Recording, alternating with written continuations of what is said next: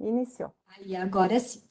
Então, obrigada. Boa Imagina. tarde a todos. A Sara, então, vai fazer a apresentação da nossa palestrante. Sara.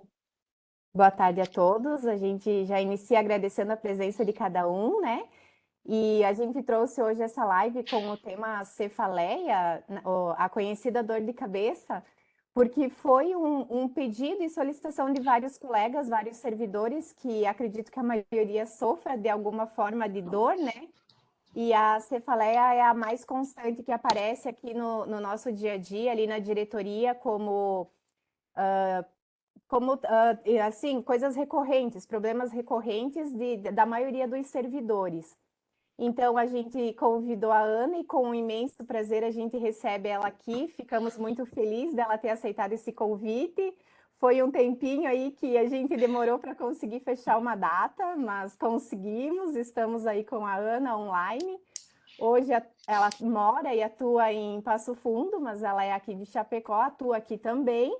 E vou trazer um pouquinho da formação da Ana para quem tiver interesse e também quiser conhecer um pouquinho mais. Depois também vou passar o link do Instagram. A Ana se formou aqui em Chapecó, mas fez residência em neurologia em Passo Fundo e pela nossa universidade, a UFFS. Ela tem especialização em pacientes com dor e também em intervenção em dor. Ela tem mestrado em envelhecimento humano, curso de bloqueio neuromuscular e de terapia por ondas de choque. Coisas bem modernas, né, Ana? Aí ela atua também em consultório. Ela trabalha bastante com a questão do comportamento, TDAH, autismo, Parkinson, demência, Alzheimer. Atende em 3 APAES e também 7 municípios, entre eles Chapecó e Passo Fundo. Eu fiz um resuminho aqui, pessoal, porque a formação é grande e acredito que na fala dela vocês já vão perceber bastante do conhecimento. Eu espero que todo mundo goste e com certeza a gente vai trazer ela para novas abordagens. Ana, passo a palavra e agradeço novamente a tua participação.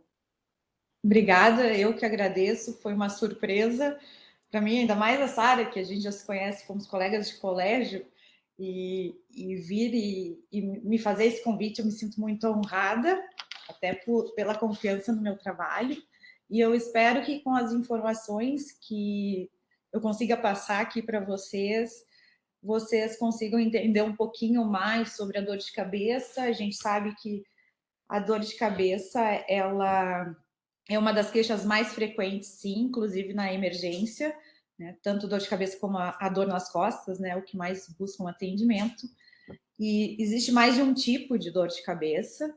Então, a gente costuma, no Mediquês, classificar em dor de cabeça primária e secundária. O que é isso? A dor de cabeça primária é essa dor de cabeça onde entra enxaqueca, onde entra dor de cabeça por tensão muscular, que a gente chama de cefaleia tensional, e outras dores de cabeça que têm características que acontecem só de um lado, que parece um raio na cabeça, que não são tão comuns. Então, hoje eu vou tender a falar um pouquinho mais da enxaqueca, porque eu acho que é algo que atinge boa parte da população e principalmente mulheres. Mas também tem a enxaqueca, como eu falei, secundária, que são a cefaleia secundária, que são aquelas por sinusite ou por outros, um resfriado ou qualquer outro motivo que muitas vezes leva o paciente com esse sintoma, essa queixa para o hospital, e febre também da dor de cabeça, né? Então, e acaba se encontrando uma infecção ou até um AVC hemorrágico, que é uma das situações onde a dor de cabeça se faz presente. Eu vou falando, vocês me interrompam, vão perguntando, porque quando eu desando a falar, não paro mais. O bravo é começar, porque teve a procrastinação também da data, porque o médico não gosta muito de falar, não vejo nem os meus vídeos que eu posto depois por vergonha. Mas, Ana, enfim. até assim, eu sugiro que quem tiver mais alguma dúvida fora o que a gente te encaminhou, se tu quiser abordar um pouquinho daquelas questões, mas se quiserem escrever no chat, depois eu posso ler para te ajudar nas respostas. Por Mas gentileza. pode trazer assim, eu acho que essa entrada inicial é bem interessante, né? A gente fazer essa definição e essa descrição, porque realmente a gente tem a dor, mas não sabe que tipo de dor, A às origem. vezes, Uhum. a forma. Então, acho que isso é interessante trazer, né? E assim, ó, uma das coisas que a gente estava conversando antes, que eu acho bem importante, já vou começar falando, eu tenho buscado cada vez mais não só tratar o meu paciente, mas educar o meu paciente sobre a sua patologia, né? Então, sobre a sua dor. Eu trato muita dor aqui, ou, enfim, se for o Parkinson, eu acho que a gente tem que educar quando há necessidade também de educar a família e de explicar e que entenda essa dor, tu tem mais... quando você tem noção, você entende o porquê você está fazendo o tratamento, né? E por que o médico está te direcionando daquela maneira. E eu sou só a bússola para os pacientes, né? Quem faz o tratamento em si, 80% é o paciente. Então, se ele não entendeu o que ele está fazendo, ele não vai aderir àquela informação, né? E eu acho que é isso que falta hoje, a gente ter uma educação em saúde e conhecer um pouquinho de nós mesmos, né? Dor de cabeça, a enxaqueca, tá? A enxaqueca, ela é herança. Então, a minha avó tinha, o meu pai tem e eu tenho. E eu costumo dizer que a enxaqueca é uma mulher complicada, porque tudo que sai da rotina faz com que se tenha dor de cabeça, faz com que se tenha crise de dor. Então, vamos lá. Se eu vou dar o meu exemplo, mas, assim, por cima, mas só para vocês irem entendendo como é que funciona. Se eu durmo mais do que o meu habitual, eu tenho dor. Se eu durmo menos do que o meu habitual, eu vou ter dor também. Se eu tirar uma pestana, que nem dizem, depois do almoço, e não é o meu habitual, eu vou ter dor. Reeducação alimentar. Já experimentei. Fiz reeducação alimentar, passei 20 dias com dor de cabeça. Até o meu corpo, o meu cérebro entender que essa seria a minha nova maneira de comer. Não fiz muitas restrições. Eu realmente fui para me educar, né, porque a gente não tem noção do que a gente come muitas vezes. E bebida alcoólica é algo que pode ser desencadeante de dor, é algo também muito pessoal, porque tem pessoas que com um golinho tem dor de cabeça, em outros momentos vira Aladim, como eu costumo dizer, entra na garrafa e não tem problema nenhum de ter a dor de cabeça no outro dia. A ansiedade e o estresse, né, são fatores que desencadeiam a dor, e nós somos o país mais ansioso. Os estudos mostram isso. Nós somos o país que mais usa Rivotril, né? Então também tem sido trazido isso. E então a ansiedade e os picos de estresse muitas vezes são os maiores gatilhos. O período menstrual, para algumas mulheres, também é gatilho de dor, mas em contrapartida tem mulheres que só têm crise de dor pontualmente no período menstrual. E existe 2 tipos de enxaqueca: a enxaqueca com aura e a enxaqueca sem aura. O que é isso? Muitas vezes antes da dor, algumas pessoas têm aquelas mosquinhas, parecem mosquinhas na frente do olho. Tem pessoas que perdem a visão, ou a visão fica tipo uns riscos, assim, tipo uma estrela, ou uma partezinha da visão. Isso também é chamado de aura. A minha aura, por exemplo, eu tenho múltiplas auras, então teve uma vez que eu achei que eu estava tendo um AVC, porque amorteceu todo um lado do rosto e das mãos, enfim. Tem pessoas que têm afasia, que perdem as palavras na hora que querem falar, antes da dor, já são pródromos, né? E que te avisam que você vai ter dor. Tem outras coisas que os estudos mostram, que às vezes tem irritabilidade ou vontade de comer doce, porque às vezes as pessoas associam ao doce ou ao chocolate o início da crise. Na verdade, isso é um sinal de que você vai ter crise. Isso pode acontecer uma semana depois, uma semana antes, ou alguns dias antes. Crises de bocejo também, né? A pessoa fica bocejando com irritabilidade, já é um sinal de que você vai ter em breve enxaqueca. Qual que é a importância de saber sobre a aura, tá? A aura é importante para as mulheres, porque o anticoncepcional com estrogênio e progesterona, que são a maioria do que o pessoal toma, né? Aumenta 14 vezes a chance de AVC em pacientes com enxaqueca com aura. Então, eu sempre oriento, faço uma cartinha às vezes para o ginecologista assistente desse paciente para que se troque essa medicação por uma só de progesterona. Tá? Então, não sei se vocês já ouviram falar, o Mirena é um DIU que só tem progesterona, né, que é uma possibilidade, assim como a pílula de uso contínuo, que tem possibilidade de estar usando também. Ana, te interrompendo, essa informação é bem importante. Eu nunca tinha escutado falar, e a minha enxaqueca, por exemplo, é com aura também. E eu, durante muito tempo, nunca tive essa informação. Olha só que legal. Pois Poder é, estar contribuindo. está E outra, contribuindo bastante e serve de alerta, né? Já com que essa certeza. live vamos deixar gravada para que outras mulheres também, que caso tenham as crises de enxaqueca, que busquem orientação, então, com neurologista e troquem os seus anticoncepcionais. Que seja feita essa orientação, né, de mudança para um anticoncepcional que tenha só a progesterona, então. Exato. Mas Sim. eu achei bem bacana, mais uma informação adquirida no dia de hoje. Obrigada. Imagina. Uma coisa importante também, que até tu estava comentando, é assim, ó, eu tenho enxaqueca com aura, mas isso não significa que em todas as crises eu vou ter aura, tá? O que é a enxaqueca? Quais são as características dessa dor de cabeça? Então, ela geralmente começa unilateral e troca de lado ou se estende por toda a cabeça. Ela é latejante, a pessoa tem a sensação de que a cabeça está a mil. Começa devagarinho e aumenta. Ela é associada a náusea ou vômito, né, enjoos.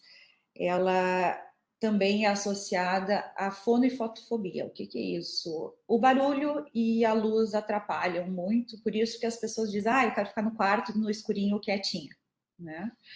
E como que eu faço, às vezes, para abortar a crise de dor, né? Porque tem pessoas que entram num looping eu vou esperar a dor passar sozinha, eu vou dormir com dor de cabeça, com enxaqueca ou com uma outra dor de cabeça, porque o sono vai me aliviar. Isso é ilusão, tá? Eu tenho que tomar, sim, uma medicação sempre no início da dor ou na aura, tá? Para tentar, pelo menos, abortar a crise de dor e se 2 horas depois aliviou, mas não cessou a dor, você pode repetir algumas medicações. É claro que eu sempre digo que use as medicações com orientação médica. Por quê? Porque hoje, quando os pacientes chegam com dor de cabeça para mim aqui, eu tenho enxaqueca e eu estou com crise de enxaqueca por mais de 15, 20 dias.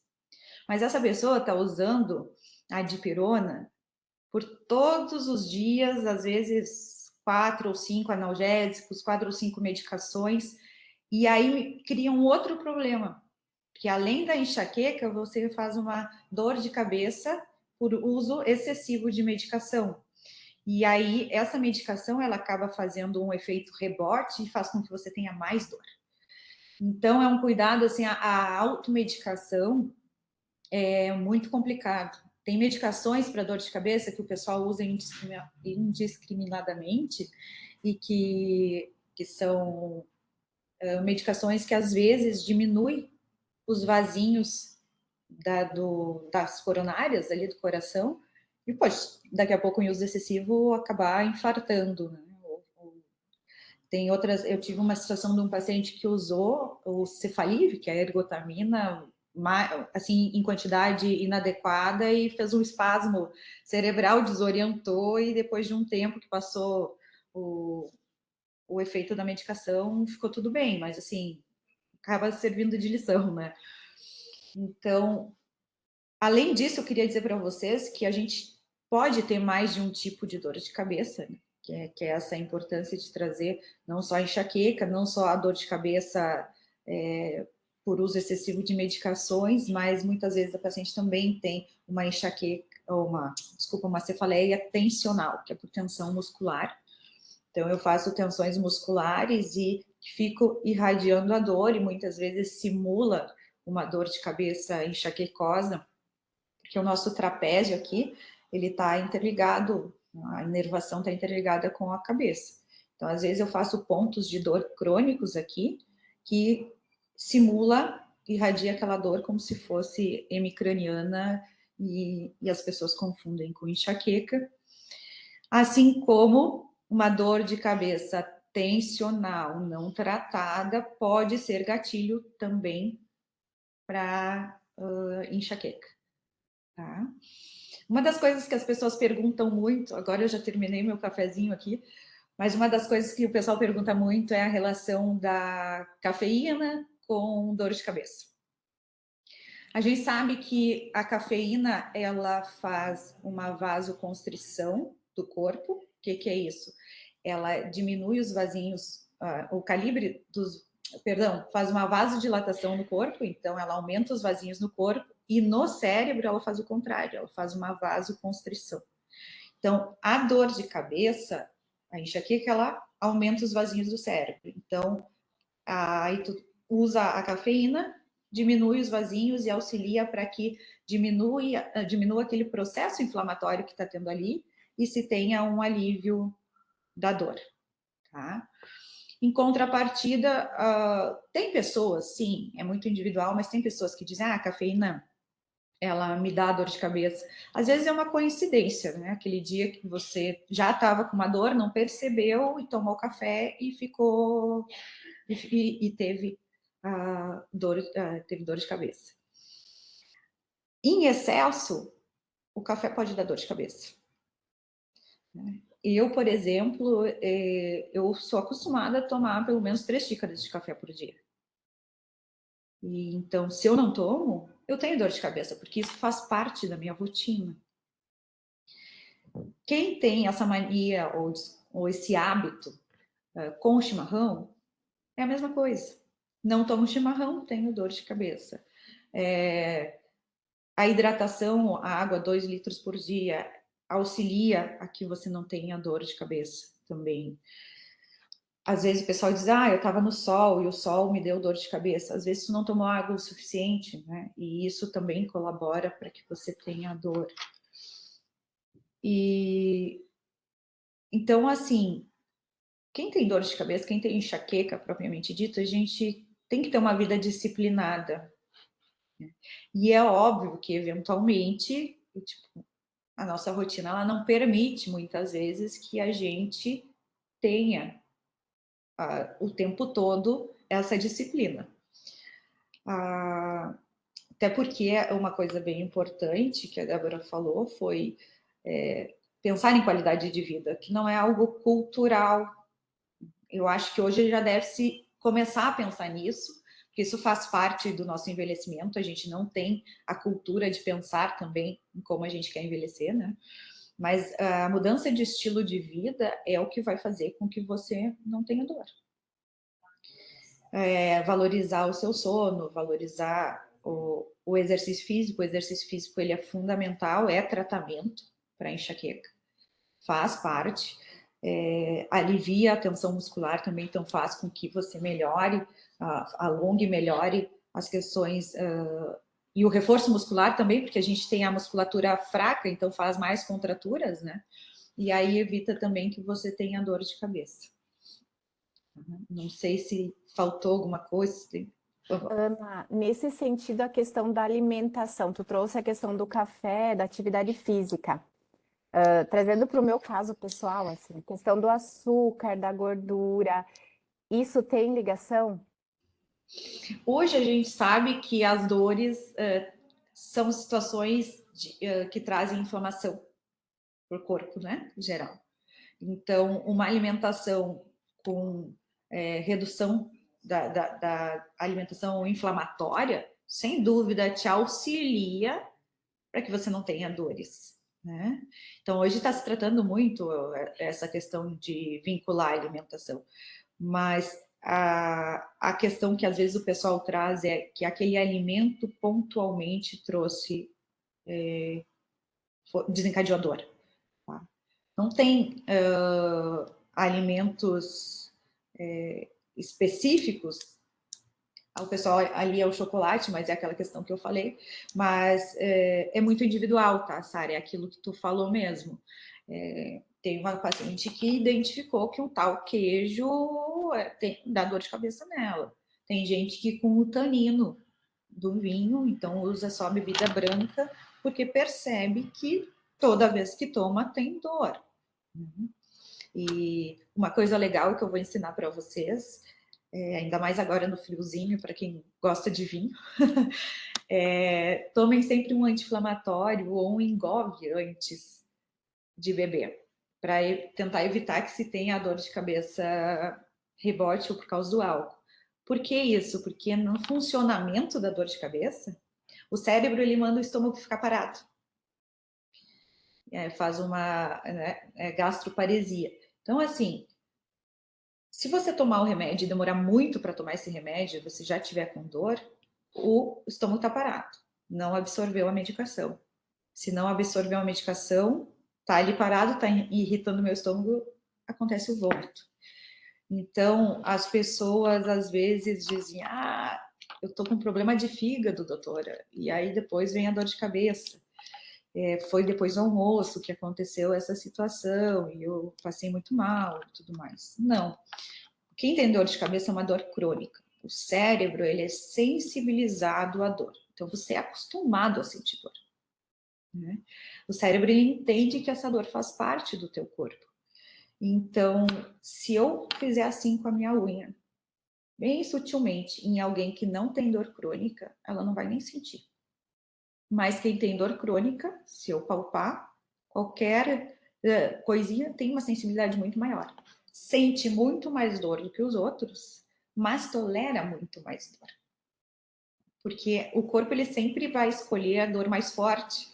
Então, às vezes, tu tá com uma dorzinha pequenininha, assim, muito, muito leve, tu nem percebe. Né? E também tem a questão de quando a gente distrai o cérebro, a gente não sente dor. Então, eu atendo 30 pacientes com enxaqueca, atendo, mas eu vou terminar o dia aqui. E aí é o que acontece muitas vezes. Aí você toma a medicação via oral, a medicação não faz efeito, demora, você passa a ter náusea e vômito, e aí tem que ir na emergência fazer medicação intravenosa. Por quê? Porque passou o time de tomar a medicação. Né? Então, eu sempre digo, eu tenho na gaveta, eu tenho na bolsa, eu tenho no carro medicação, eu tinha no jaleco quando eu fazia residência, e ainda assim, muitas vezes, eu me distraio. Então, entre um paciente e outro, com a história deles, esqueço que eu tô com dor de cabeça, quando eu vejo, foi, né? Então, essa é uma das situações. E outra situação é a profilaxia de dor de cabeça, que talvez vocês venham a me perguntar. A profilaxia da enxaqueca, a gente faz como um tratamento preventivo, né, quando as crises estão muito frequentes, limitam o dia a dia, limitam a qualidade de vida dessa pessoa. A gente sabe que sim, a enxaqueca é um dos fatores que interfere muito, que leva muita falta no trabalho. Tá? A enxaqueca está entre as maiores queixas e maior número de atestados, né? Porque limita bastante. E quando a gente decide fazer a profilaxia, vamos voltar um pouquinho, que eu quero trazer uma coisa lá da minha formação, que talvez tenha tido na formação de alguns de vocês. Eu achava, não engraçado, mas achava bonitinho, assim, quando as pessoas me diziam, você tem que olhar o paciente como um todo. Então fazia a territorialização, que eu tinha que passar as visitas e tudo mais, mas eu não tinha me dado conta da importância disso, que com o passar do tempo, trabalhando, que daí você entende aquilo que te diziam lá, porque automaticamente tu tem que fazer isso. Porque quando eu vou decidir a profilaxia de um paciente, eu tenho que agir em cima do gatilho desse paciente. Então, eu tenho que entender, dentro da dinâmica de vida desse paciente, o que está levando ele a ter crises. Se eu não agir sobre o gatilho, eu posso baixar a farmácia inteira, que o paciente ele não vai melhorar. Eu vejo colegas, às vezes, vocês devem ter ouvido falar no topiramato, né? Então, topiramato, mato para todo mundo, né? E não, se é o meu ponto de vista, claro, funciona para alguns, funciona, vai muito bem, tenho pacientes que adoram, mas em contrapartida ele te deixa mais distraído, você tá no trabalho, você tem que ter a mente tranquila e focada para... Então, isso interfere na qualidade de vida do meu paciente. Tem situações de medicações que aumentam o apetite. Tem outras situações que baixam a libido, que a gente tem vergonha de falar das questões sexuais, né? Mas isso faz parte do dia a dia de todo mundo, né? E isso impacta na vida das pessoas também. Então, eu tenho que olhar para tudo isso para definir qual vai ser a medicação e a forma de eu fazer a profilaxia desse paciente. Então, existem inúmeras medicações, e isso é muito particular, tá? Ela não vai, e isso é importante, ela não vai agir... Claro que a gente sabe que tem umas que funcionam a mais para enxaqueca, outras não. Enfim, mas às vezes é a ansiedade. Se eu tratar com uma medicação para ansiedade, melhorar isso, vou melhorar o sono do paciente e vou dar qualidade de vida para ela e menos dor de cabeça. Tá? Agora, tem pessoas que fazem enxaqueca crônica e que, às vezes, tem mais de 15 dias por mês, por mais de 3 meses, eu considero isso enxaqueca crônica. Para que essa paciente não faça uso excessivo de medicação, eu tenho que fazer a profilaxia de uma forma adequada, ensinar exatamente como ela vai fazer a questão do aborto. Do aborto foi boa. Abortar as crises de dor e ter uma vida disciplinada, conscientizar essa paciente, além de que ela tem que fazer exercício físico, que faz parte do tratamento. E Ana, como o tratamento adjuvante, pode falar. não, é que agora que tu trouxe sobre o exercício, eu lembro de uma das dúvidas que veio para nós sobre a prática de atividade física quando o paciente já está com a dor de cabeça. Tende a ser Sim. benéfica ou prejudicial para o quadro de dor? Na realidade, quando a gente faz exercício, aumenta a pressão intracraniana, né? Porque a gente faz esforço físico, como aumenta a pressão intraabdominal. Então, quando é o caso de enxaqueca mesmo, você acaba, às vezes, tendo mais dor depois, né? Não é algo que faz parte do tratamento na dor aguda, né? Porque a enxaqueca é uma dor crônica que, eventualmente, agudiza quando eu estou em crise, né? Mas o exercício físico faz com que você evite as crises e quando é uma cefaleia tensional, quando é uma dor por questões musculares, muitas vezes é uma dor leve, que é aquela dor que passa com paracetamol ou passa com uma neosaldina, que tem o mínimo de dipirona, que para tratamento de enxaqueca eu acho que ela não funciona. E que como com o alongamento e trabalho muscular, e você liberar endorfina e você relaxar, né, a mente, muitas vezes leva à melhora da dor, né, porque você acaba extravasando, né. Uma coisa que eu queria dizer para vocês é que existe o tratamento com toxina botulínica, não só para as ruguinhas, mas foi o que a Sara falou ali no início, o bloqueio neuromuscular é com toxina botulínica para fins terapêuticos. Então, só a título de curiosidade, né, pacientes que têm tiques, aqueles movimentos repetitivos, ou espasticidade, que são os pacientes com pós-AVC ou com paralisia cerebral, a toxina ela vem a funcionar muito bem. E na enxaqueca crônica, ela é um tratamento adjuvante, né? Então, quando eu não consigo melhorar, muitas vezes, a dor desse paciente só com medicação via oral, uma das coisas que eu posso lançar mão é a toxina botulínica, ou mesmo alguns bloqueios assim dos nervinhos occipitais aqui atrás que acabam aliviando a dor. Como é que eu vou definir isso tudo? Como eu falei antes, em cima do paciente, do contexto de vida dele, né? Eu tenho que levar em consideração, inclusive, a questão financeira quando eu vou pensar no tratamento do paciente, né? porque eu preciso que o paciente acabe aderindo a esse tratamento, senão eu finjo que estou tratando e ele finge que está melhorando ou está piorando, entendeu? Né? Ele finge que está sendo tratado. Aproveitando que tu está falando dessa questão do tratamento com a toxina botulínica para enxaqueca, e a gente teve uma pergunta aqui sobre o que eu imagino que seja uma dor de cabeça tensional, porque a pessoa diz que tem essas dores acima do trapézio todos os dias, depois da jornada de trabalho. A toxina botulínica também seria algo para esse tipo ou não precisaria tanto assim para uma dor de cabeça tensional? A toxina é mais indicada para quem tem a enxaqueca mesmo ou também poderia ser utilizada num outro tipo de dor de cabeça como a tensional?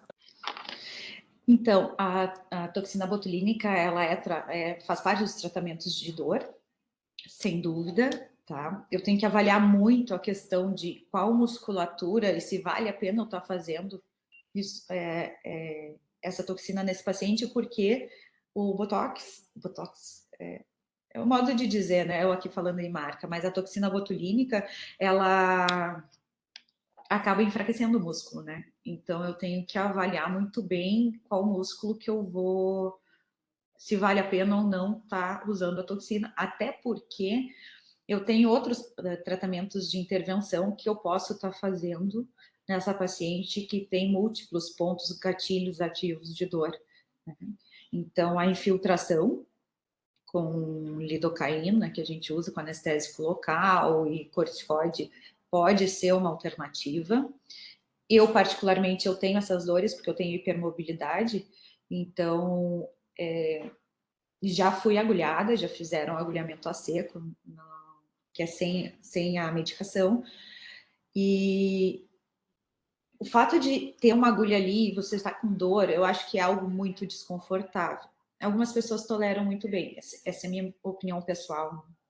Então, às vezes, dependendo do perfil do paciente, eu opto por outras situações. O tratamento com infiltração em ponto gatilho, ele funciona bem, tá? Mas ele vai auxiliar para que você libere aquela fáscia, que é aquela pelezinha que fica em cima da carne quando o pessoal vai fazer churrasco, né? Então ela fica tensa e aí tu não tem tanta vascularização ali, então os vasinhos sanguíneos estão em falta naquela situação, e aí você, pela parte mecânica da agulha, já dá um auxílio em soltar, mas você também estimula trazer vasinhos sanguíneos para ali, para que o tecido ele se regenere. Isso acontece quando o pessoal também faz a liberação miofacial, que é manual, né? É uma massagem um pouco mais, né, direcionada, e que também tem essa ideia, mas muitas vezes não pega os pontos de dor mais profundos, tá? Tira a parte superficial, dá uma aliviada na dor, mas o profundo ele acaba não melhorando. O músculo ele tem memória, então você vai aliviar a dor, você vai ser o bombeiro. Se você não alongar e fortalecer essa musculatura, vai voltar toda a dor. E eu tenho dor eventualmente, e mesmo fazendo tudo bonitinho, eu vou ter dor? Possivelmente, em algum momento, pode ser que aconteça, ou pela postura, ou porque tu te descuidou, né? E outra coisa que eu tenho feito muito é a terapia por ondas de choque. Eu até vou aproveitar a máquina para vocês, já que eu estou aqui no consultório, vou dar uma caminhadinha aqui, que é uma máquina que ela libera ondas eletromagnéticas. Deixa eu ver se eu consigo mostrar para vocês. É um cabinho, tipo, isso aqui, nesse cabeçote, a gente coloca um siliconezinho, que é uma almofadinha de silicone, tá? E ela, ali naquele cabeçote, ele tem ondas piezoelétricas. O que é isso? São ondas que vêm liberadas por cristais, e ondas eletromagnéticas. Elas são mais profundas, e eu comprei essa máquina porque eu tive a experiência de ser tratada por ela em São Paulo, e ela faz esse estímulo também. Então, ela faz uma analgesia local, uma melhora da dor local, e depois ela faz tipo tirando a inflamação mais aguda, mas ao mesmo tempo ela traz com as substâncias anti-inflamatórias que o nosso corpo produz, ela estimula que venham mais vasinhos sanguíneos também para regenerar aquele tecido. Então, ela veio pensado na parte de medicina regenerativa para que você reduza a medicação, né? E ainda faça uma regeneração tecidual, e ela continua a agir por 12 semanas após o protocolo realizado, né? Qual Então, a às vezes, equivale a umas 10 localização? liberações. E qual a localização que é colocado esse cabeçote? É no ponto gatilho ou tem algum local específico? Muitas vezes eu encontro o ponto gatilho, tá? Mas ela é uma onda porque ela é uma onda focal. Então, ela vem assim e se direciona, né? Algumas vezes eu fico passando, eu não fico ali por causa da questão pulmonar, porque o pessoal tem muita dor na escápula, ali pega romboide, né? Então tem muita dor no meio, assim, das palhetas, que nem o pessoal fala, e Tá no aí meio das acaba... costas para todo mundo poder entender, né? Ali, no meio das costas. E isso. aí, então, acaba que você tem que lançar a mão de estar direcionando um pouco para algum outro lugar, o foco, mas que, de qualquer maneira, está pegando a onda ali. Tá? Então, eu acabo fazendo nos pontos gatilhos, né, que são esses pretinhos, né? E varia. Glúteo a gente também faz muito, bumbum, né? Porque as mulheres também têm o bumbum fraco e fazem muitas dores ali. E então, como às vezes profilaxia ou tratamento para essas situações onde o paciente tem muita dor tensional e tem muita contratura e já fez de tudo e não consegue melhorar, eu tenho optado pela onda de choque. É um pouquinho desconfortável, sim, mas não é uma agulha, não chega nem perto, né, daquele desconforto da agulha, e ela é mais profunda e muitas vezes com poucas sessões eu já resolvo. Claro que depois da manutenção, e enfim, eu fiz 2 sessões, eu melhorei bastante, eu tinha um ponto específico, e depois fui para academia e eu só fui fazer a máquina por estresse mesmo, acho que 6 a 8 meses depois, uma nova sessão, e nunca mais precisei fazer, né? Porque com uma liberação mais simples, tu acaba conseguindo fazer a manutenção. Muito bacana essa máquina, eu não conhecia, Ana. Bem legal, bem interessante. Ela não é usada só para pontos miofasciais, né? Pontos gatilhos, pontos profundos. Ele é usado um pouco para espasticidade também, que ainda está em estudo, mas fascite plantar, ela é a primeira escolha. Esporão de calcânio também é um tratamento bom. O epicondilite, que é o cotovelo de Cotovelo de tenista, tenista, né? Uhum. é utilizado para tendinite, bursites também, tudo crônico, né? Tudo que for dor crônica e que não vai para cirurgia, artrose, que você ou quer prorrogar a cirurgia e não quer fazer mais infiltrações, ela colabora para isso.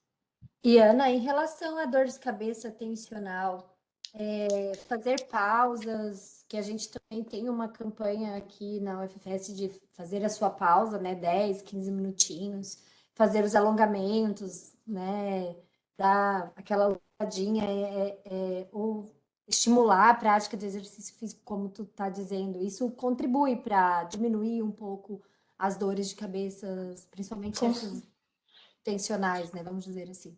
Com certeza, a postura é tudo, né? E então o alongamento ele auxilia nessa musculatura, no estiramento dessa musculatura, né?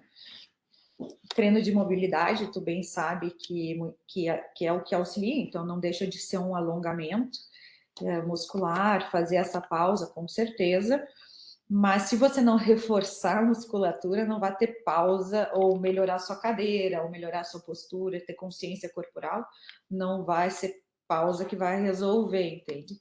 Mas, sem dúvida, é algo importante. A gente tem que pensar na cadeira que a gente vai sentar, a gente tem que pensar em melhorar a biomecânica do corpo, né? Porque muitas vezes não é só por estar trabalhando na frente do computador ou pela cadeira que está sentando, é pela forma do seu corpo. Então, às vezes, eu me dei conta de Eu não tinha nem consciência corporal quando comecei a fazer a academia, porque eu nunca tinha feito exercício. Então, eu tinha um ombro mais alto que o outro, meu quadril girava. Então, tudo isso, a estrutura do corpo e essa biomecânica, às vezes, um pouquinho desajustada, faz com que você tenha dor, né? Porque, pensando assim, ó, a carcaça, ela pesa mais do que o músculo. Os nossos órgãos e o nosso osso, ele tem a idade que a gente tem. O músculo também. Os desgastes são iguais, só que o osso pesa mais. Então, se eu não preparar essa musculatura, eu vou ter dor. Né? E como a inervação é... O cérebro é tão inteligente, o corpo, que ele está todo interligado, acaba fazendo gatilhos para dor de cabeça e limitando essa pessoa, com certeza. Nesse sentido, Ana, até tu trouxe um pouquinho ali no início da questão do sistema digestivo, que tinha vindo também uma dúvida, acho que eu até te encaminhei, se a enxaqueca afeta o sistema digestivo pelo excesso de dor de cabeça, ou ao contrário também, quando há algo de errado com o sistema digestivo, dor de estômago, excesso de acidez, ativa a enxaqueca ou é ao contrário que acontece? É o contrário que acontece, né? É a dor de cabeça que leva ao todo o enjoo, enfim. É difícil a pessoa que tem refluxo, azia, ter dor de cabeça por causa disso.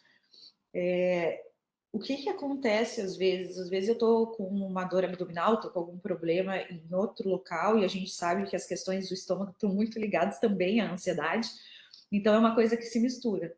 Se eu tô ansiosa, se aquilo me gera um estresse, briguei com o gerente do banco, né?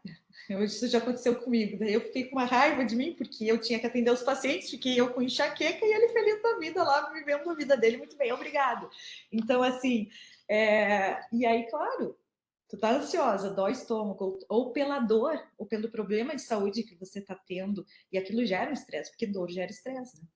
Desconforto gástrico, desconforto intestinal, constipação, tudo gera um desconforto que gera um estresse. O estresse não é só a gente, nossa, tô com muito trabalho, vou puxar meus cabelos. É tudo que nos gera sofrimento. Isso nos gera sofrimento, o corpo ele reage, né?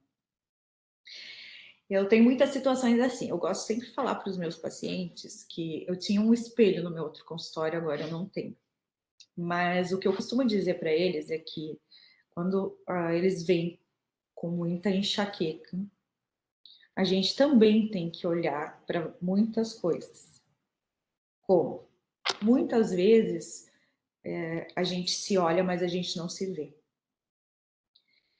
E eu me olho no espelho todos os dias porque eu escovo os dentes na frente dele. Mas eu não me vejo, eu não presto atenção em mim. Eu só presto atenção que a minha sobrancelha está por fazer quando eu estou focado no meu carro, no meu retrovisor. Então, a vida ligada no automático, que é o que a gente faz muitas vezes, a gente acaba se descuidando da gente. Que a gente tem a tendência, pela sobrecarga, colocar tudo à nossa frente. E muitas vezes é um sinal de que o copinho ele extravasou. E se eu não sei falar com a boca, ou o que está me incomodando, ou se eu não conseguir nem perceber, identificar o que está desorganizado no meu dia a dia, ou o que eu preciso mudar, vem dor de cabeça. Então, os pacientes, eu chego, eu verbalizo isso para eles e eu digo, olha, eu gostaria de convidar vocês a fazer uma reflexão e a se olharem, que isso também faz parte do tratamento. Eu tratava uma moça no ambulatório da minha residência com dor de cabeça, aparentemente enxaqueca, e nada melhorava. Quando você coloca, já testei tudo de medicação, já fiz todas as medidas possíveis, fiquei limitada ao tratamento e opa, tem alguma coisa errada. E aí eu tirei um dia lá para sentar e atrasar os outros pacientes e conversar com ela. Aí tu vai mais a fundo. E a dor de cabeça dela tinha começado há 8 anos atrás, quando o marido tinha se suicidado. Então, o fato dela não ter trabalhado o luto dela saía em forma de dor de cabeça. Então, muitas vezes, aquilo tudo que eu falei dos gatilhos é para que a gente entenda a dor e quando tem dor, parar aí, opa, por que que eu tô tendo essa dor? E eu sempre trago o meu exemplo, porque eu sou ser humano como todo mundo, eu erro como todo mundo e eu, às vezes, me descuido de mim como todo mundo. Então, nessa minha correria do dia a dia, teve um momento que eu estava com tanta tensão muscular que eu sabia, eu passei 15 dias com dor de cabeça porque eu sabia que era de tensão muscular, eu não tinha tempo para ir fazer uma massagem, eu não consegui ninguém para me passar a máquina, porque eu sozinha, tu com dor, tu te sabota e não consegue também me alcançar, e fiquei com dor sabendo daquilo. Mas eu sabia que eu precisava também resolver o que tinha me gerado aquela dor. Que às vezes são as preocupações. E preocupações do dia a dia, e a ansiedade, sem dúvida, é o que eu mais tenho dentro do consultório, ainda mais pós-pandemia.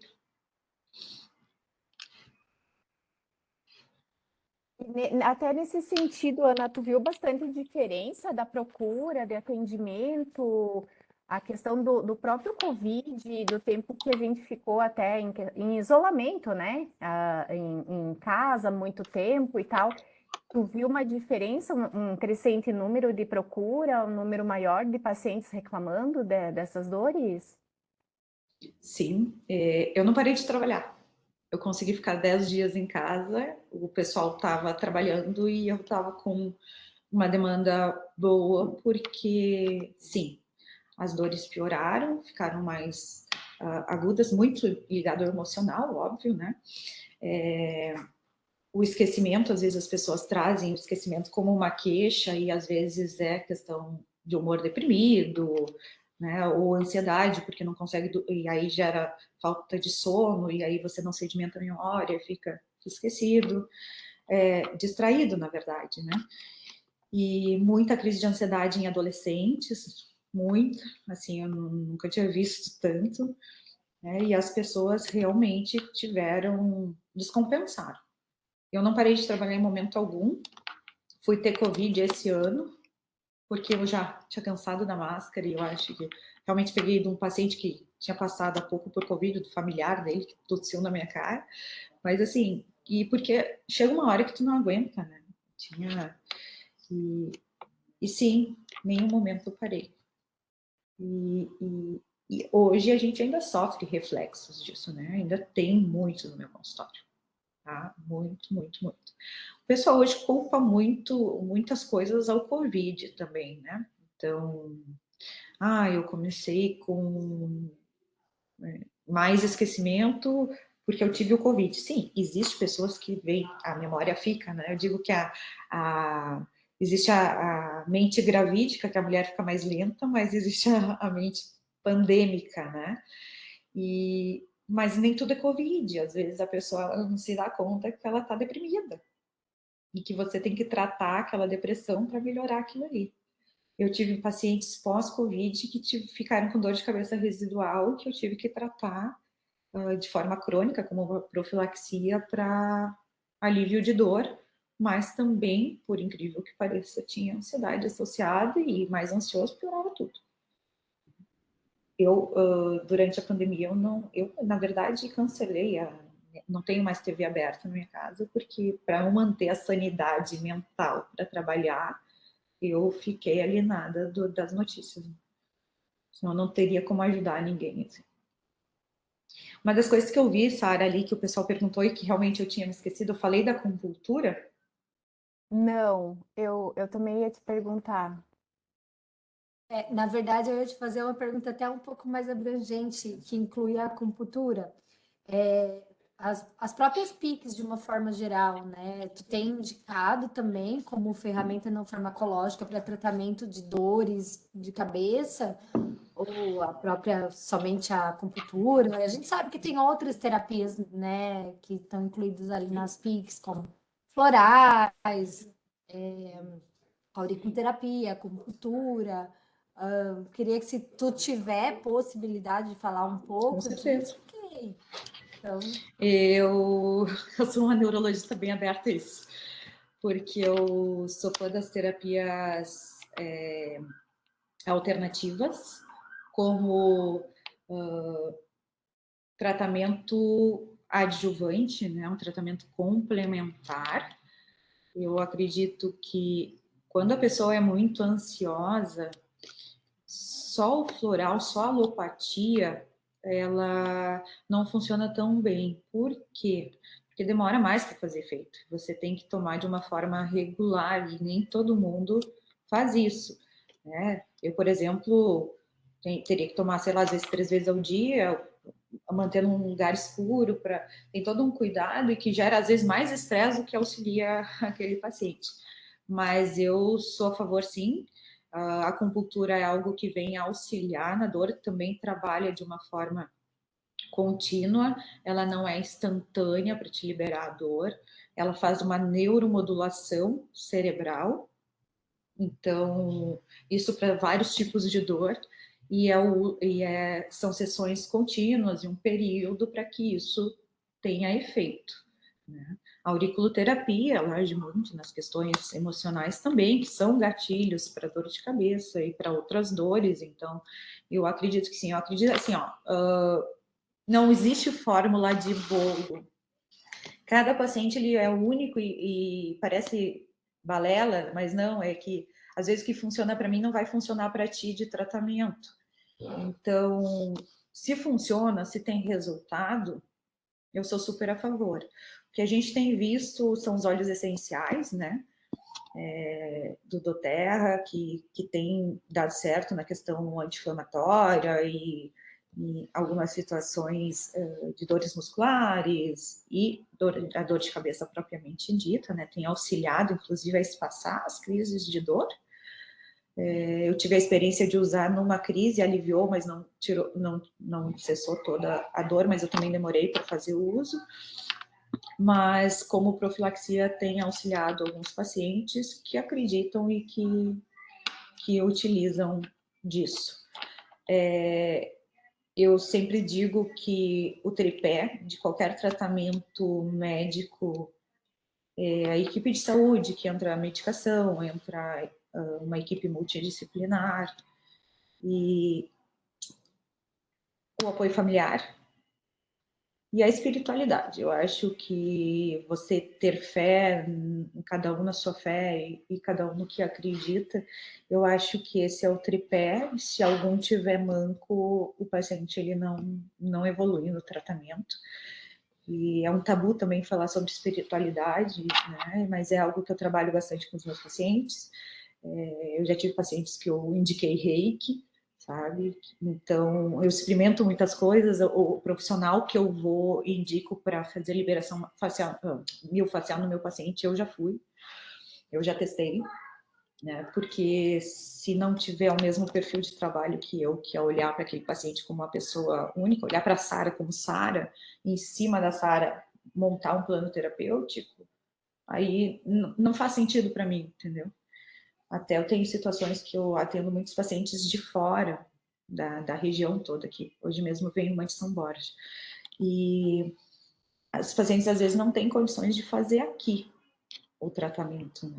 Então eu sempre digo, você está tendo resultado aí na sua cidade? Ok, bola para frente. Segue o tema de casa, que é isso aí. Mas tudo que a gente faz na vida, a gente tem que ter resultado. E no tratamento para dor, como um todo, é a mesma coisa. Ana, veio mais uma dúvida aqui de um colega. Ele colocou assim, ó. Eu identifiquei durante a pandemia a crise de pressão baixa, sensação de desmaio, após alguns exercícios. Esse ano aconteceu de novo. Hoje tenho certo medo de que possa acontecer novamente. Isso pode ser crise de ansiedade ou relacionado? Acho que veio uma dúvida mais pela fala, assim, da questão, né, que tu trouxe, Sim, mas da não tem ansiedade. problema. Não tem problema.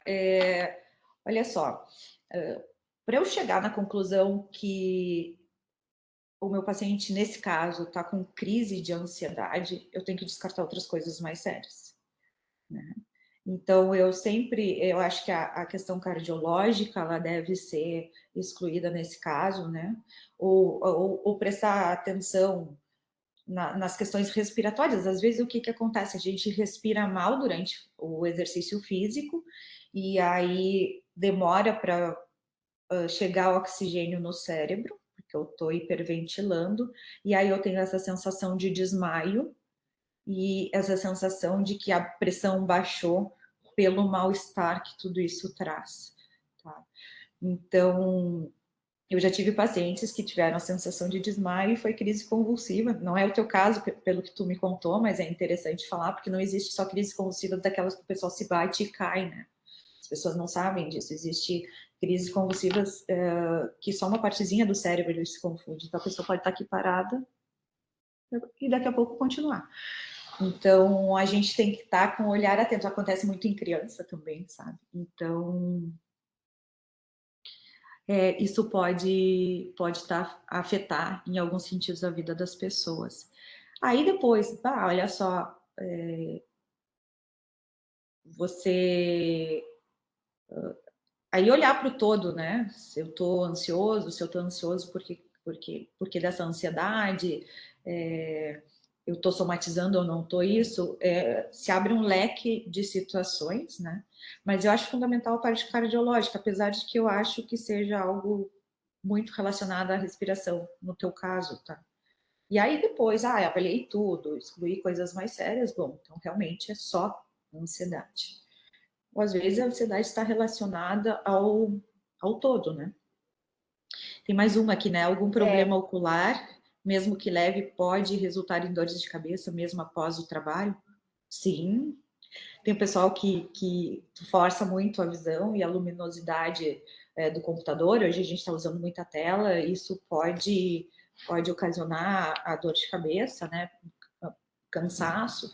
Muitas pessoas têm dor de cabeça por não estar com óculos adequado ou por não saber que precisa usar o óculos, ou muitas vezes na troca da lente até a adaptação, também é algo que faz com que se tenha dor. E eu esqueci de uma coisa muito importante, gente, a ATM, né? Então, bruxismo hoje não é só ranger os dentes, é apertar os dentes, né? E aí, às vezes você está ali forçando na tela do computador, mas você não se dá conta que você está apertando os dentes, né? Isso também no dormir. Então, a disfunção de ATM, que é essa articulação, ela faz com que você tenha dor de cabeça também, pode dar tontura, pode dar zumbido, e a tensão desse músculo aqui, que é o esternocleidomastoideu, que a gente faz, a voltinha aqui do pescoço, que ele é responsável por esse movimento, muito tensionado e com pontos gatilhos também me dá tontura, além da dor de cabeça, às vezes dor até atrás do ouvido, e pode também gerar essas sensações estranhas no fasciculações, às vezes que a musculatura fazer isso daqui. Então, a gente está interligado, né? E por isso uma avaliação bem esmiuçada em cima do seu dia a dia, do seu trabalho, da sua rotina, é o que vai direcionar o tratamento. Para não tomar muito teu tempo, eu só tenho mais uma dúvida, bem particular, assim, existe uma idade média inicial que possa ter problemas de dor de cabeça, digamos, numa criança, tem uma idade, tu chega a atender pacientes pequenos, adolescentes eu acredito que sim, porque tu até trouxe a questão da ansiedade da pandemia, né? Mas crianças menores, tu tem alguma idade que possa existir um surgimento de dor de cabeça? Sim, eu atendo crianças, até porque 50% da minha residência foi passando na neuropediatria como uma professora. Nunca deixei de atender, apesar de não ser neuropediatra, porque é um lado que eu gosto muito. Então, essa questão do autismo, fui para raio para autismo, então resolvi acolher e estudar por causa das crianças. E muitas vezes, sim. Geralmente, a dor de cabeça que começa na infância, ela está muito relacionada também aos pais que começaram com essa dor também na infância, tá? Não é incomum. E a gente faz profilaxia para dor de cabeça para criança, com única medicação que se deve usar, ou única situação que se deve usar o famoso Vertix, que é a flunarizina, que às vezes o pessoal usa de forma contínua e inadequada, a gente usa para profilaxia de dor de cabeça na criança, ou propanolol, que às vezes a gente usa para pressão, enfim, e topiramato também é uma boa medicação, amitriptilina eventualmente. O que eu tenho que ver é aumento de peso, né? Criança mande que mande, porque está crescendo, então propanolol e amitriptilina aumenta o apetite, e a flunarizina, ela é uma medicação que é usada para labirintite. Tem algumas cidades, sinarizina também, tem algumas cidades assim que todo mundo toma e depois todo mundo vira parkinsoniano por uso medicamentoso. Então é um cuidado também que eu aproveito para deixar aqui para vocês. Mas eu não pego tanta criança com enxaqueca, mas tem, porque assim, Sara, e não tem uma idade que comece. É muito particular. Às vezes, as mulheres começam, às vezes, na TPM e acham que faz parte do período menstrual e não é tão intenso, porque tu não tem tanto estresse. Eu não me lembro de ter... Eu me lembro de ter dor de cabeça, mas não limitante, como eu tive no meu 5º ano de faculdade, no período do TCC, e que eu abri com uma crise de ansiedade de 15 dias. Não fizeram até punção lombar em mim, porque eu não melhorava. E eu acordei, que pode acontecer o inchaço nos olhos, você pode ter no lado da dor congestão nasal, e bem tudo do lado da dor, ou o olho às vezes ficar um pouquinho vermelho. E aí eu tenho que pensar se essa dor é uma hemicraniana paroxística, que a gente chama no Mediquês, ou uma em salvas, que vem sazonal, vem sempre nos mesmos períodos do ano, e que o tratamento aí é oxigênio, a 15 litros, mas isso são situações menos corriqueiras, tá? Mas eu acordei com pitose, né, que é a pálpebra caída, inchada, com dor, e eu passei 15 dias limitado. E na época eu não sabia como me tratar, eu tinha amizades com neurocirurgiões, porque eu fazia estágio na neurocirurgia, e me tratavam com opioide, né, que é o Tilex ou o Tramal, e isso piora a dor de cabeça. Então, são medicações que não devem ser usadas na crise de dor. Então, veja bem, eu tenho a genética, né, da dor de cabeça, mas eu fui entrar em crise de dor com quase 28 anos. Então, é muito relativo. Os filhos, eu não sei se a Débora tem filhos, mas possivelmente vai começar, se tiverem, muito mais cedo, a dor de cabeça. Eu tenho um filho que hoje tem 25 anos, mas ele começou com crise na infância. Ele começou bem pequeno mesmo. Eu não me lembro de eu ter dores de cabeça na infância. As minhas dores de cabeça iniciaram assim que eu iniciei a puberdade, né, com a minha primeira menstruação.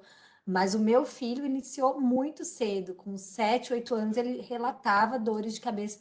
E eu, num primeiro momento, eu não acreditava. Eu falava, sabe, ele deve estar falando que está com dor de cabeça, porque eu estou, às vezes, com dor de cabeça e falo que estou com dor de cabeça. E, na verdade, ele tinha dor de cabeça. E ele segue com enxaqueca até hoje na vida adulta. Ele já é um adulto jovem, com 25 anos, né? E eu tenho uma baixinha de 4 anos que ainda não fala em dor de cabeça, mas eu, eu já sabia que tinha um fator de genética, de hereditariedade aí, porque eu e minhas primas todas temos enxaqueca, né? Então a gente até fala as netas da dona Hilda, porque todas nós temos. A minha avó tinha, a minha mãe não tem, nem as minhas tias têm, mas nós, as netas, todas herdamos, né? Então, a minha avó e as netas, nós somos 4 e as 4 têm. Olha só que interessante. E Na das meninas, os gestação, meninos não têm, os porque não é netos tão não têm. comum, Pois é, não é tão agora o meu comum. filho, que é menino, ele tem crises muito semelhantes às minhas. E a minha é com aura, eu vomito, eu tenho tudo isso aí que você falou, eu tenho é bem essa típica também, né? Mas é isso. Mas, assim, todas as orientações e esclarecimentos que tu destes hoje foi muito interessante, pelo menos para mim, já estou tendo alguns feedbacks de algumas pessoas, porque é importante a gente falar, né? Parece que, como dor de cabeça, às vezes ele acaba sendo um tema banalizado, né? Ah, dor de cabeça. Mas eu, particularmente, sei o quanto me limita para minhas ações, seja de trabalho, como eu sou professora, às vezes eu tenho crise que eu já precisei desmarcar algo porque eu tive que ir para o hospital, Uhum. né? E tomar medicação na veia porque eu não tinha condição. E já teve vezes que eu falei, meu Deus, eu não sei nem como eu cheguei no pronto Uhum. atendimento, né? Porque era uma situação bem tensa mesmo. Então, eu sei o quanto é limitante. E às vezes as pessoas banalizam e falam, mas é uma dor de cabeça, né? Não, é uma senhora dor de cabeça, né? Então, Só quem tem sabe, né? Tem três exatamente. coisas que eu queria dizer para vocês para finalizar, que a galerinha já está ali na sala de espera me esperando. Mas assim, gestação, tem situações onde a gestante ela melhora da dor de cabeça durante a gestação e tem pessoas que pioram, tá? E outra coisa, com o passar da idade, a notícia boa é que a enxaqueca melhora e se termina. Então a gente vai envelhecer sem enxaqueca. Tá? E o mais importante existe dores de cabeça que a gente tem que estar alerta, né? Então eu sempre tenho quem é acostumado a ter dor de cabeça sabe quando é uma dor de cabeça tensional e quando é uma dor de cabeça enxaquecosa, porque eu não sei se ela é diferente, né? Só que mudou a característica dessa dor. Houve uma dor muito forte ou a pior dor de cabeça da vida, você busca uma emergência. Eu tenho pacientes que tiveram AVC hemorrágico e me disseram, doutora, eu tive dor de cabeça, foi a pior dor da minha vida. E foi onde sangrou. Então, assim, existe situações onde a gente tem que estar alerta, né? Para quando, eu tenho um perfil de dor de cabeça, esse perfil mudou. Então, eu tenho que buscar atendimento médico para não estar comendo bola aí e passando por situações desnecessárias, né? Quando a dor de cabeça é só num lado só, assim, só no mesmo lugar, a gente tem que estar atenta também, porque tumores, né, tem essa característica, então não é só o tratar as coisas no achômetro, né? Eu acho que a gente está aqui, né, para auxiliar as pessoas, para educar as pessoas, mas as pessoas elas não têm que ter medo de ir ao médico. Eu não trato só doentes, né? Eu trato pessoas que querem vir para ter qualidade de vida. Então, quando os pacientes vêm para aprender um pouco sobre o que eles têm, isso é algo que tem que ser conscientizado também, né? E essa é a minha mensagem final. Eu não sei se tiverem mais algumas dúvidas, vocês podem passar para as gurias, eu respondo com o maior prazer, né? Quero agradecer mais uma vez pela confiança no meu trabalho, por me convidar para vir aqui, me senti muito à vontade. Falei mais do que o meu habitual. E é isso, gente. Se quiserem, Ana, em outros momentos, foi um prazer enorme te escutar.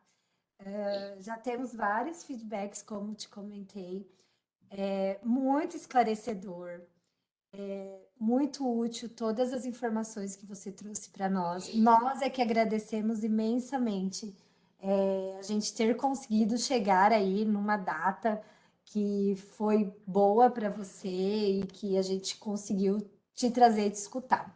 Espero que a gente possa, em outros momentos, te trazer, quem sabe até no presencial também, né? Fazer com alguma certeza. atividade de forma híbrida.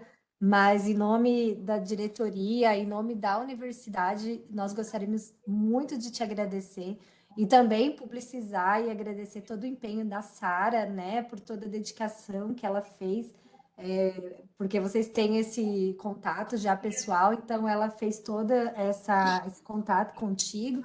Então, quero agradecer também a Sara por ter feito e se envolvido tanto nessa ação de promoção de saúde aí para os nossos servidores. Muito obrigada, Ana. Sara, Imagina. essa palavra é para você. Ai, também quero agradecer, né? Fico feliz de depois de tanto tempo a gente se ver mesmo que online, né, Ana? Uma segue a Exato. outra, mas não é a mesma coisa do que uma conversa, assim. Mas agora tô vindo mais para Chapecó, é mais fácil a gente se encontrar, né? Com certeza. Mas agradecer imensamente, Ana, e pode ter certeza que a gente vai te convidar mais vezes, porque o teu leque de conhecimento é muito amplo. Então, são todos temas que para nós são fundamentais. E eu acho que assim, ó, é como a prof trouxe, às vezes parece uma coisa não tão séria, não tão buscado ajuda, apoio e buscar médicos para tratamento e tal. Só que é uma reclamação que a gente convive, é uma coisa diária. Muitas pessoas reclamam disso. Então, às vezes, como tu colocou, achar que é uma coisa assim que possa ser uma coisa muito mais grave é para trazer também um alerta, né? Uma conscientização das pessoas para procurarem ajuda, procurarem conhecer o motivo da causa, né? Sim, com certeza. Deixa eu fazer uma merchan, então. A Sara depois vai passar para vocês o meu Instagram, né? Se vocês Coloquei quiserem. Eu também estou aqui. sempre buscando trazer informações que sejam Sim. relevantes para quem me segue. Aceito sugestões também. A gente às vezes pensa que um assunto pode ser bobagem, mas é a dúvida das pessoas no geral. Então, por favor, não se acanhe em me escrever, né? Porque isso me auxilia bastante também no planejamento disso. Eu estou por trás do planejamento, eu faço reuniões semanais com o pessoal para a gente estar esmiuçando e tentando auxiliar o máximo a todos. E eu queria só uma foto final, se pudesse fazer. Sim, eu A gente tirei já fez várias. Já? Nós Então fazemos. Não, Não, então nós fazemos uma tranquilo. final olhando. Quem também, se quiser, O abrir a pessoal podia abrir câmera a câmera, né? Porque eu Pois só. é. para fazermos a foto final. E antes da foto final, ou até todo mundo, ou se alguém se sentir à vontade para abrir a câmera, né? Enfim, nós deixamos o link ali da lista de presença, o Instagram da Ana e um link de um relatório para que a gente possa também com perguntas simples, se você faz exercício, se você faz alongamentos, só a fim de diagnóstico mesmo. Então, até agora a gente teve uma baixa adesão, né, nas perguntas, nas respostas. Se todos puderem responder, isso é só a fim de diagnóstico mesmo, tá? Para nós da diretoria buscarmos mais ações como essa e vermos onde a gente pode buscar outras pessoas, assim como a Ana, para fomentar essas ações de educação em saúde, tá bom? Então vamos fazer a foto. Se ninguém mais vai abrir a câmera, Sara pode preparar, todo mundo sorrindo. Alex, aqui. Peraí, Agora, deixa eu... Sara. Só um pouquinho, peraí. Temos mais pessoas abrindo.